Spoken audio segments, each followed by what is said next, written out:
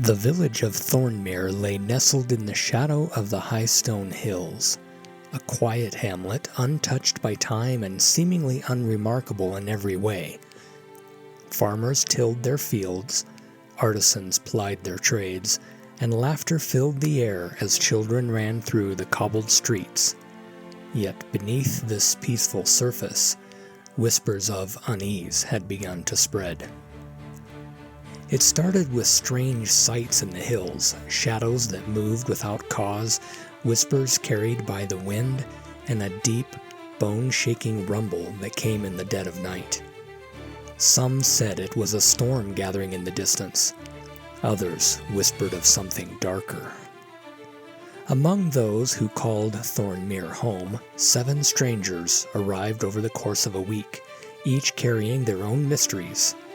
Caida, the steadfast shieldmaiden, was the first to appear. She stood in the square as the market bustled around her, her presence as solid as the iron shield strapped to her back.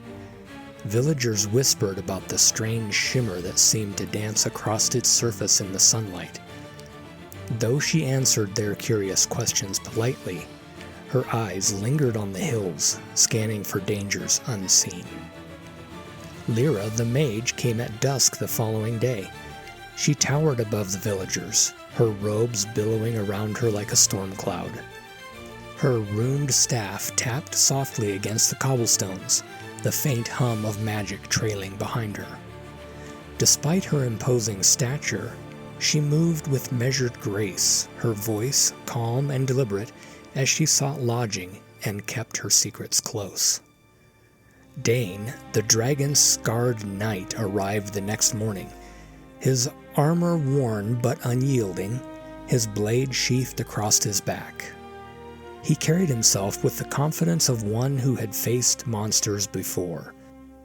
He said little to the townsfolk, though his sharp gaze lingered on the younger men and women, as if weighing their strength and resolve. When asked his business, he merely replied, "I'm hunting something." No one dared ask what. Kael's arrival went almost unnoticed, exactly as he intended.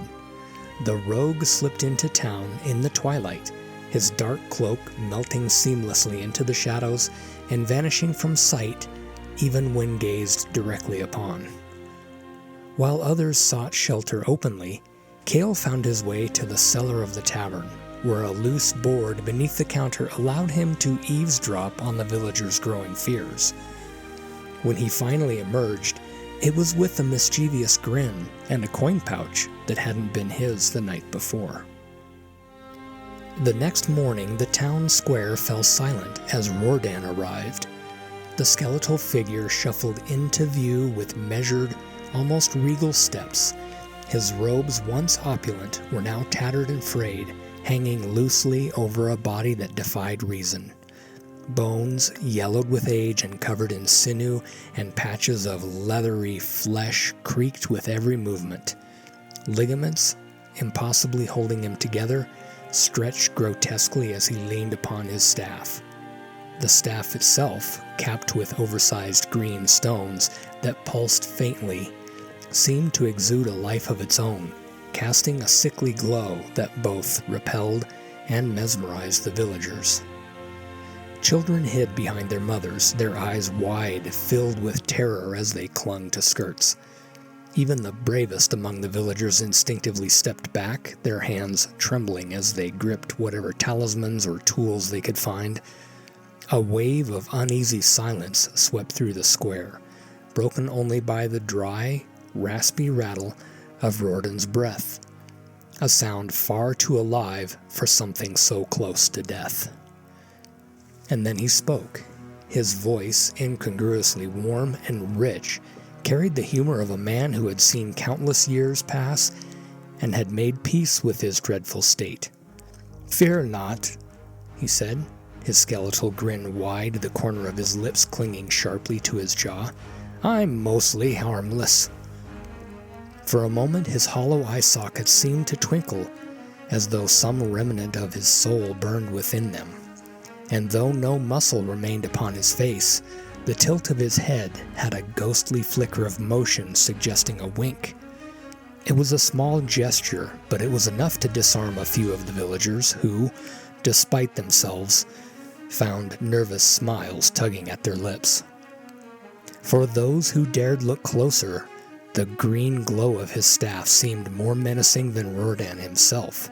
The stones pulsed faintly as if feeding off the air around them, and the faint hum they emitted was almost musical, a dirge that whispered of both life and death.